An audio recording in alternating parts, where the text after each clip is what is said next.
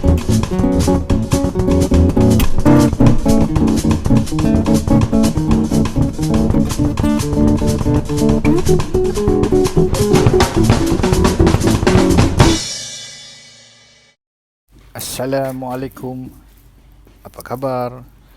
Selamat datang ke channel Tinkerman Joe. Saya Yok Joe. Hari ini kita akan buat serba ringkas unboxing dan melakukan sesuatu modifikasi. Saya baru menerima package meter RGB 120R yang ada RPM bersama dengan swing arm bush untuk saya gantikan pada motosikal saya. Saya juga menerima package disc brake belakang complete set tanpa bushing dari model Yamaha 125Z untuk saya pasang pada RGB 120R. Sekarang ianya menggunakan drum brake di belakang dan saya akan gantikan dengan disc brake untuk lebih keselamatan. Modifikasi untuk video ini adalah memberatkan meter kelajuan. Meter kelajuan asal RGB 120R adalah ringan. Sukatannya tepat pada sekitar 0 hingga 80 km sejam. Atas daripada kelajuan itu, ia mula menjadi ringan dan rasa laju pada meter sahajalah. Jadi kita akan cuba adjust spring tensioner load pada meter mechanical ini. Kemudian kita akan cuba uji di jalan raya dengan meter GPS agar ia tepat dengan bacaan meter GPS tu. Proses untuk adjust kelajuan mechanical ini sehingga tepat kepada bacaan meter GPS agak remeh dan memakan masa. Jika kita biasa melihat speedometer pada kereta, kita ketahui yang meter kelajuan kereta lebih berat daripada meter kelajuan motosikal. Walau bagaimanapun, meter kelajuan kereta masih lagi belum tepat mengikuti kelajuan GPS yang sebenar. Sememangnya kerja-kerja untuk buat adjustment pada spring load ni agak remeh dan memerlukan kesabaran dan ketelitian. Dulu saya ada pengalaman menjadi mekanik kereta. Jadi saya menggunakan feel daripada turun naiknya meter itu untuk diimplementkan pada adjustment meter mechanical ni. Nampak macam senang, tapi banyak kesabaran yang diperlukan untuk adjust. Bukan main entam saja. Jika kita tak biasa, mungkin bacaan tu akan jadi terlalu berat atau terlalu ringan.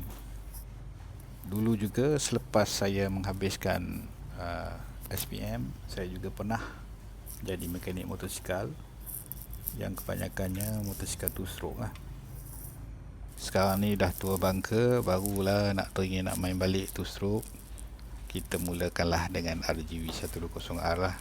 Simple engine, low maintenance, heat tak banyak benda yang bergerak, mechanical seperti motor 4 stroke. Nak upgrade pun murah. Motosikal two stroke yang pertama saya gunakan adalah Suzuki TS250, sebuah motosikal scrambler. Saya gunakan masa saya berkhidmat sebagai seorang guru di daerah Perak Tengah di negeri Perak. Kemudian saya gunakan RZ 5 speed, RZ 6 speed, TZM baru buka balut. Kemudian lagi sekali TZM second hand. Kemudian Kawasaki ZXR 250R 4 silinder dan 750 Kawasaki, dan last sekali 916 Ducati. Tahun 94 saya beli Suzuki RG Sport baru buka balut. Macam-macam modifikasi saya buat sehingga saya terjebak dengan Suzuki Caprix. Taklah handal. Paling tinggi pun pencapaian saja nombor 5 je.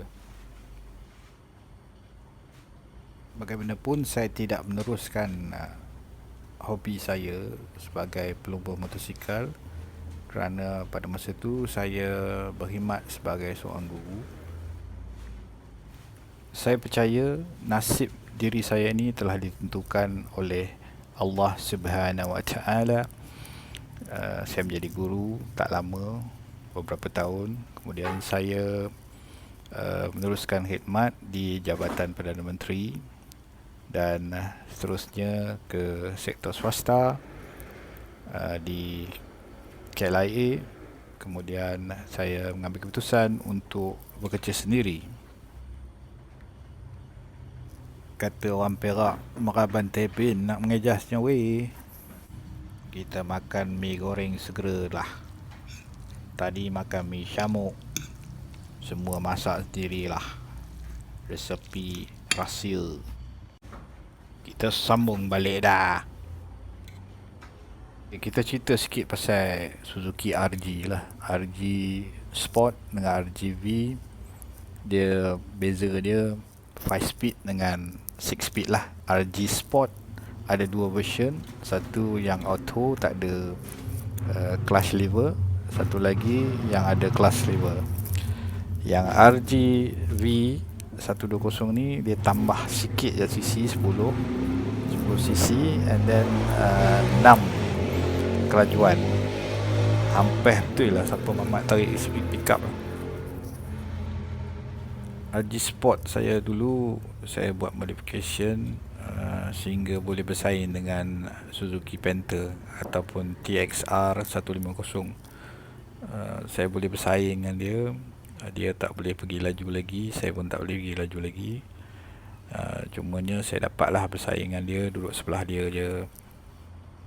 Saya juga ada juga test dengan SS dan sebagainya.